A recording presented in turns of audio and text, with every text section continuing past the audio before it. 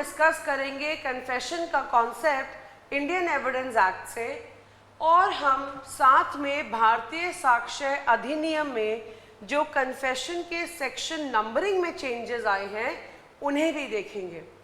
Confession, as you all know, this is dealt under section 24 to section 30 of Indian Evidence Act, और भारतीय साक्ष्य अधिनियम, as you all can see on the screen, confessions begins from section 22 and it is covered in 3 sections, 22, 23 and 24.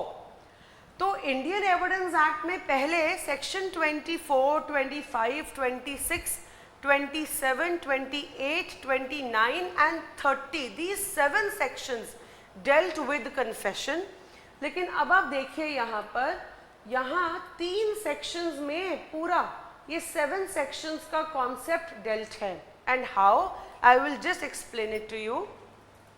C, as we all know, confessions is the subspecies, whereas the statement is the genus and admission is the species, जिसका मतलब है कि confession में आपकी guilt आप admit करते हैं, which is always obviously self harming, whereas admissions जब हम पढ़ते हैं तो admissions आपको मालूम है can be self harming and can be self favouring also.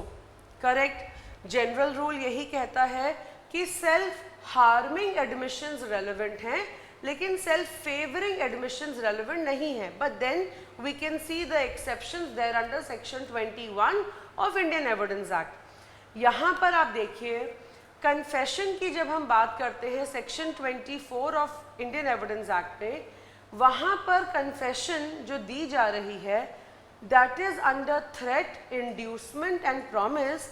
और आप देखो यहाँ पर भारतीय साक्ष्य अधिनियम में a new word has been added and that is coercion.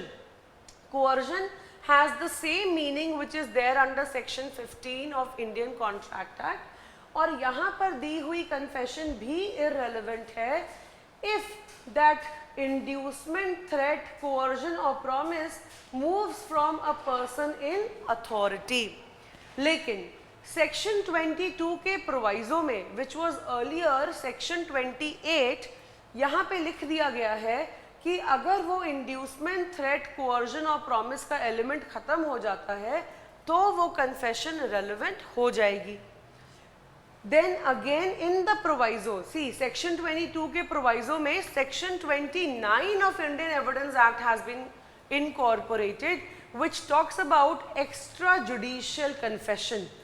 Confession is of 2 types: judicial confession, which is expressly covered under section 164 of CRPC, and extrajudicial confessions which you see under Indian Evidence Act. जब आप बात करते हैं confession to a police officer, confession in the police custody, और confession under section 29 which is now the second proviso of section 22, तो यहाँ पर भी आपकी जो कन्फेशन है वो रेलेवेंट मानी जाएगी अगर आपने कन्फेशन जो दी है वो अंडर प्रॉमिस ऑफ सीक्रेसी दी है, और a deception has been practice upon the accused person, और the person was drunk, or he had answered questions which he need not have answered, and then or he was not warned that he was not bound to make such confession।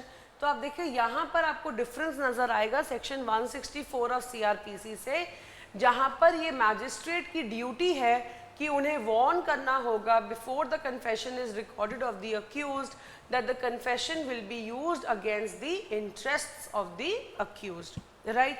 तो ये है आपका section 22, which in itself आप देखिए 22 के साथ 28 and 29, ये 3 sections जो हैं 24, 28 एंड 29 एक ही सेक्शंस में क्लब कर दिए गए हैं। ये क्लियर है आपको। 25 of Indian Evidence Act deals with confession to a police officer. अब पुलिस ऑफिसर में आप यहाँ पर इंक्लूड कर सकते हैं, there are various categories which we need to discuss, which will be discussed in the class. और यहाँ पर अगर आपने कन्फेशन दी है पुलिस ऑफिसर को तो वो भी इनएडमिसिबल है। 26 deals with confession in police custody. Police custody is a much wider term, क्योंकि पुलिस कस्टडी में आप किसी पर्सन एनी पर्सन को कन्फेशन दे सकते हैं इन पुलिस कस्टडी और to a police officer in police custody, तो भी वो कन्फेशन रेलिवेंट नहीं होगी.